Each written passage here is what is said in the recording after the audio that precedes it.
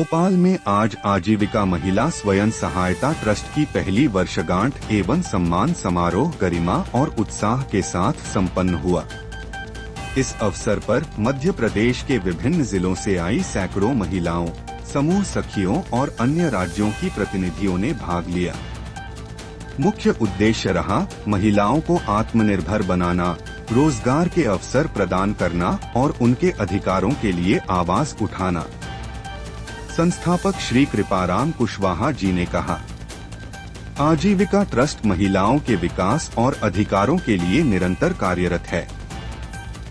सरकार को चाहिए कि सखियों का मानदेय 10001500 तक बढ़ाए और उनके लिए बीमा योजना लागू करे। उन्होंने कहा कि महिलाएं देश की रीढ़ हैं, उन्हें सम्मानजनक जीवन का अधिकार मिलना चाहिए। कार्यक्रम में श्री होरीलाल पगारे जी, मनोज शर्मा जी, जिला प्रभारी सहित अनेक पदाधिकारी उपस्थित रहे। क्राउड फंडिंग योजना के तहत जरूरतमंद महिलाओं को 1000 रुपए से 10,000 रुपए तक की आर्थिक सहायता दी गई और कार्यकर्ताओं को ट्रॉफी व सम्मान पत्र प्रदान किए गए। ट्रस्ट का लक्ष्य है हर जिले में 500 महिलाओं को रोजगार और आर्थिक सहयोग प्रदान करना। अंत में श्री कुशवाहा जी ने कहा, यह ट्रस्ट एक परिवार है जो हर महिला के सपनों को साकार करने के लिए समर्पित है।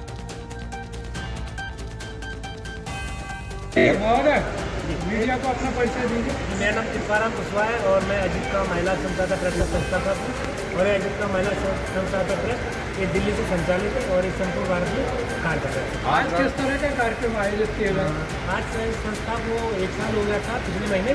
सर इस साइड स्थापना दिवस हम मना रहे हैं और यहाँ पे संपूर्ण मध्य प्रदेश से हमारी मातृशक्ति और नारी शक्ति यहाँ पे उपस्थित हुई है। साथ साथ में अन्य राज्य से भी कुछ साथी यहाँ पर शिरकत की है। क्या मेन उद्देश्य है आज की बैठक का? मेन उद्देश्य है कि कहीं ना कहीं आज बेरोजगारी बहुत होती जा रही है और जो महिलाएं जुड़ी हैं आजीविका महिला किसान संघ से उन्हें सही दिशा और सही ट्रेनिंग, उन्हें सही प्रशिक्षण नहीं मिल पा रहा जिससे वो आगे बढ़ सके।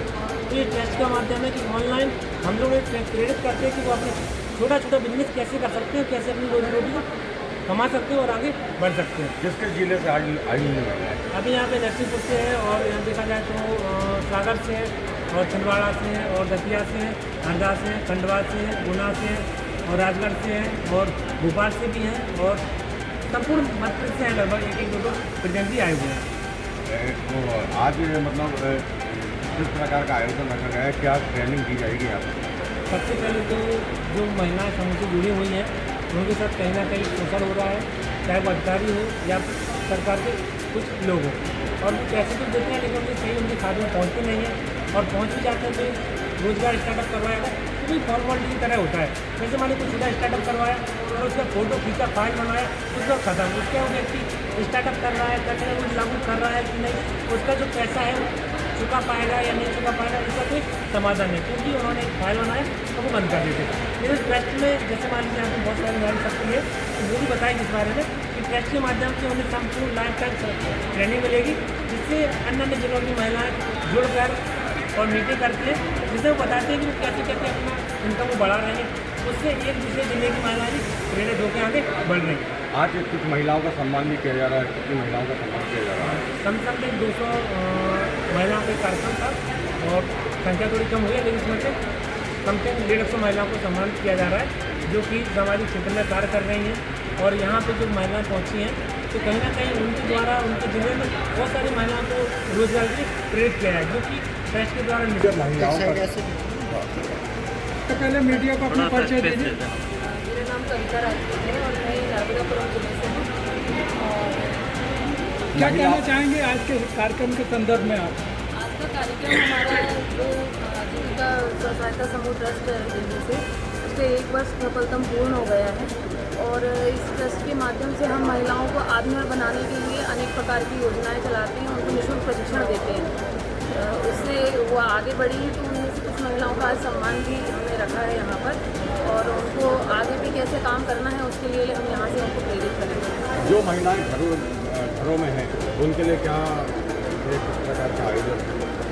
जो महिलाएं घरों में हैं उनके लिए हमारा यही संदेश है और उनको हम ये बताना चाहते हैं कि जो महिलाएं आज आगे बढ़ी हैं उनको हम यहाँ से सम्मानित करेंगे जब वो अपने ज़िले में वापस जाएंगे। तो ये संदेश जाएगा कि जब वो घर में बैठी महिलाएं अपने पास जो हुनर है उसको उपयोग करके और कुछ ऑनलाइन ट्रेनिंग लेकर अपना आगे व्यवसाय आगे बढ़ा सकती है, तो उनको भी वो प्रशिक्षण देंगी और वो आगे अपना स्वयं का रोजगार कर सकती हैं। जो अपने छोटे छोटे लघु उद्योग हैं, जो महिलाओं में हुनर रहता है, उसको वो निखार के आगे। इस कार्यक्रम के माध्यम से समाज को क्या संदेश देना चाहिए आप?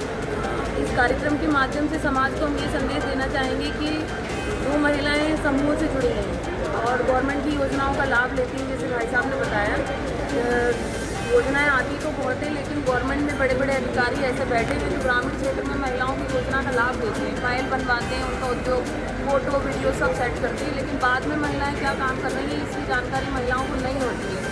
उनका शोषण किया जाता है। जैसे स्व सहायता समूह में बहुत सारी एमपीएम की महिलाएं हैं, उनको पैसा नहीं मिलता, समय से कम रेट दरों पे पैसा दिया जाता है, तो उनके लिए हम आवाज़ उठाएंगे और महिलाओं को हम घर बैठे ऑनलाइन के माध्यम से उनको प्रशिक्षण देंगे, जिससे कि महिलाएं अपने व्यवसाय को आगे बढ़ाएं।